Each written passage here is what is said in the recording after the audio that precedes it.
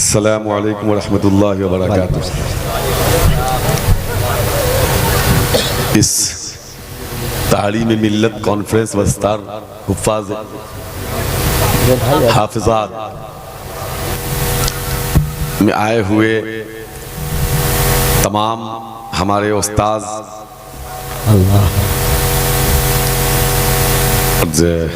हमारे साथी, हमारे भाई और हमारे वालिद के यहाँ मौलाना सफ़ीउर रहमान साहब हमारे वालिद के बहुत ही ख़ास दोस्तों में कह लीजिए,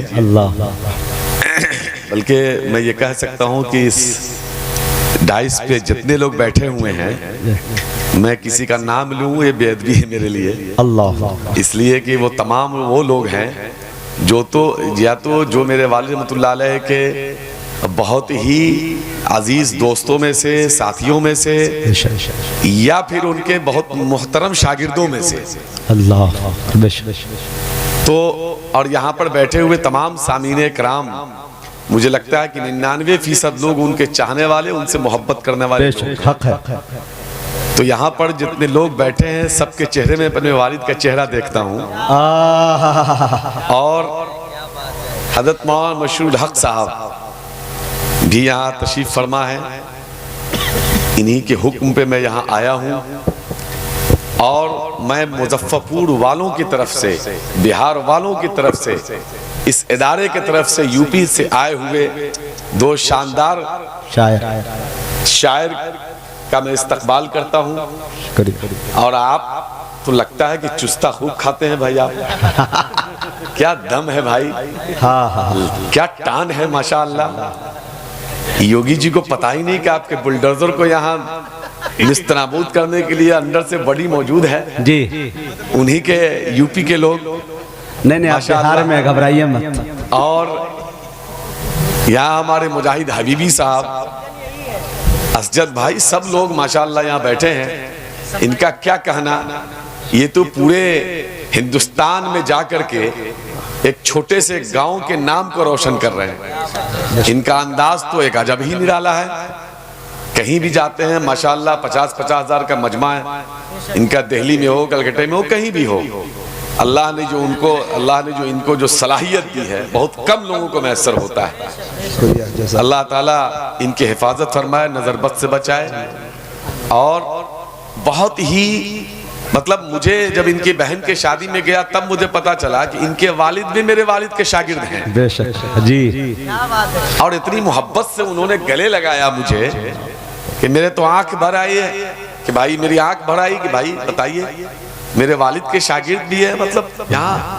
और इतनी खुशी उनको हुई मैं जब वहां पहुंचा तो कि पूछिए मत। तो बहरहाल मैं जो कुछ भी हूँ उनकी दुआओं के बदौलत हूँ। और यहाँ बैठे हुए हमारे शहाबुद्दीन भाई, अबू तालिब भाई, मैं बेईमान नहीं हूँ भाई। मैं एक वाकया बता देना चाहता हूँ। इस मदरसे का, मौलाना मशरूल हक साहब का मेरे ऊपर ऐसा कर्ज है कि जिंदगी भर भी मैं चंगुल पे खड़ा होकर के उसको नहीं अदा कर सकता हूँ। कर्ज क्या है? कर्ज ये है कि मैं बहुत शुरुआती दौर में था, एक जोश था, जुनून था कुछ करने का। हज़रत मौलाना सदुल हसन साहब यहाँ मौजूद हैं, बड़ी मार भी खाया था। एक बार एक इलेक्शन में, थोड़ा सा मैं वक्त लूंगा, एक इलेक्शन में वो कांग्रेस पार्टी के खड़े हुए थे, तो आए तो मैं कूदने लगा। और उस वक्त कांग्रेस की बड़ी मुखालफत हो रही थी, तो वो कांग्रेस से उम्मीदवार थे। तो मैंने जो है कस के कहा कि भागो यहाँ से, तुम लोग तो कातिल हो, फलाने हो, ठिकाने हो। तो मौलाना इकबाल साहब हैं अभी बेचारे, अल्लाह उनको हयात दे, उन्होंने बड़ी पिटाई की मेरी कि भाई वो किसी भी पार्टी का कोई, वो सही थे, किसी भी पार्टी का कोई आया, वोट देना ना देना, तुम मुखालफत क्यों करोगे, ये इदारा है, बदनाम क्यों करोगे। तो कारी मुल्ला साहब जो हमारे उस्ताद थे, अल्लाह उनकी मग़फ़िरत फरमाए, वो मौलाना से लड़ पड़े, उठा पटक कर लिए एकदम, भाई आपने इसको क्यों मारा। तो मौलाना के भी पिटाई हम खाए हुए हैं, वहां सदरुल साहब भी। तो इन लोग बड़ी मोहब्बत करते थे हमसे, सब लोग आज भी करते हैं। इन लोगों की दुआ मैं तो कह सकता हूं कि आज मैं जो कुछ भी हूं आपने कहा कि भाई अजीम शख्सियत फजीम शख्सियत सब कुछ नहीं है। खुदा खुदा की कसम कह रहा हूं दिल से, मैं जो कुछ भी हूं इन लोगों के जूते की धूल की वजह से हूं। इन लोगों के जूते की धूल मेरे ऊपर ना पड़ती तो शायद मुझको आप ऐसे यहां नहीं सुनते। तो मौलाना का कर्ज ये है कि मैं बहुत शुरुआती दौर में था, जब मैं कुछ करता था तो लोग मेरा मजाक उड़ाते थे।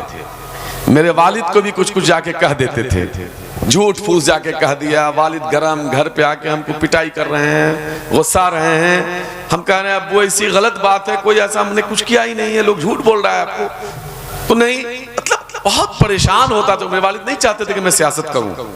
जब वो सो जाते थे छुप के, रोशनदान भी तोड़े हुए थे, मदरसे में 10 नंबर जो रूम था उधर से घुस के आते थे वगैरह वगैरह, बिल्ली की तरह।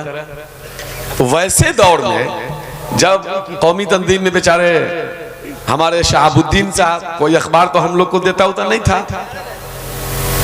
अरे भाई वो बेचारे नहीं जो लोग पालता है, वो ओरिजिनल वाले हम कह रहे हैं। बेचारे की बेचारे इसलिए मैं कह रहा हूं, सुन लीजिए कि लोग आपको भी ताना देता था, इनको भी लोग ताना देता था कि क्या बात है बड़ा छापते हो, जबकि मैं लिख के देता था, इनका फर्ज था कि छापे। तालिब भाई कभी कभी फोन करते थे कि भाई कहीं जाइए तो हमको भेजिए। तो बेचारे शहाबुद्दीन साहब के भी बड़े एहसानात मेरे ऊपर हैं। मुझे बहुत ही जिम्मेदारी के साथ कह रहा हूं, इनके एहसानात को मैं नहीं भूल सकता। ये हुए, शमशाद भाई हुए, इन लोगों के एहसानात को मैं नहीं भूल सकता।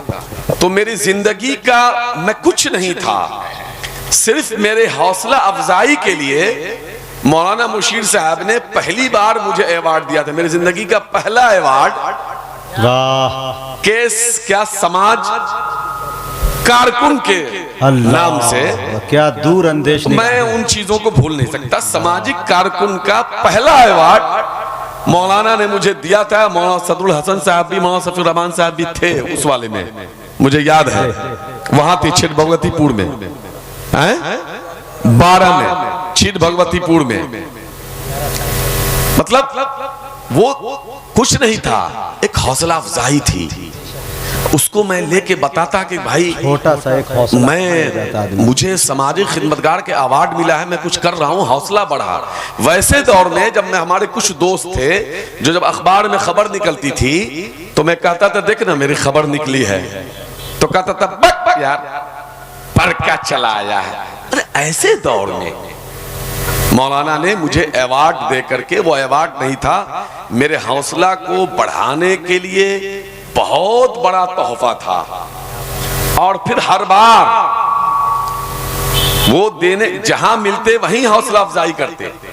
इसलिए आपका कर्ज मेरे ऊपर है। इस इदारा को जहां मेरी जरूरत होगी इंशाअल्लाह आपकी सोच से मैं आगे खड़ा मिलूंगा इंशाअल्लाह। और दूसरी बात, ये तो मेरा निजी मामला हो गया। आपने इस इदारा को जिस दौर में, जिस हालत में आपने शुरू किया था, एक कोई दूसरा मदरसा था, स्कूल था, उसमें आपने किराए पे शुरू किया और बहुत सारे मुखालफत का आपने सामना किया। न जाने क्या क्या बोलते थे लोग, हम लोग सुनते थे, लड़ते थे, समझाते थे। बहुत सारी चीजें हैं, तफसील में जाने की क्या जरूरत है। उन सब को करते हुए, लड़ते हुए, मतलब आप यहां तक पहुंचे हैं, ये मामूली बात नहीं। ये देखने में लग रहा है कि ये बिल्डिंग बन गई, ये मदरसा है, इसके पीछे जो कुर्बानियां हैं वो कोई नहीं समझ सकता है, उस दर्द को, उस तकलीफ को जिसको आपने झेला है। ये हक। अल्लाह ताला आपकी इस मेहनत को कबूल फरमाए और ऐसी जगह, खास तौर से चंदवारा एरिया में जहां दानिश्वरों की भरमार है, माफ कीजिएगा, दानिश्वर लोग जो होते हैं ना हमारे समाज के, खास तौर से वो ड्राइंग रूम में बहुत अच्छा बोलते हैं और ड्राइंग रूम में खूबसूरत मशवरा देंगे। क्या लगेगा कि यही 5 मंजिला बिल्डिंग खड़ी हो जाएगी और सारा समाज यही सुधर जाएगा। अब बाहर निकलने के लिए कहिएगा अरे जाइए, आप लोग हैं, जरा देखिए, आप लोग तो है ही हैं। वैसी जगह पे आपने ये जो तामीर किया है ये मामूली बात नहीं है। अब दूसरी बात कि वो तो है ही, उलमाओं के बारे में या मदरसे के बच्चों के बारे में क्या ख्याल है?